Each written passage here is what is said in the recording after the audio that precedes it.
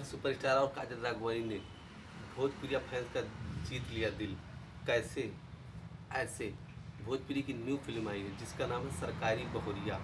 ज़बरदस्त अभिनय पेश कर रही है हमारी अक्षरा सिंह और काजल राघवानी जी, और इसमें आदाद कलाकार आपको देखने को मिल जाएंगे।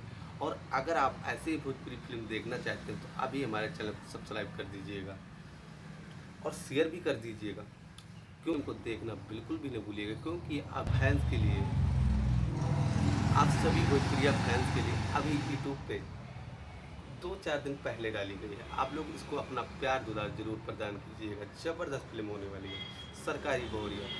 अगर आप ऐसे ही फिल्म देखने के शौकीन हैं तो अभी दबा दीजिए शेयर का बटन और सब्सक्राइब का भी बटन कर दीजिएगा।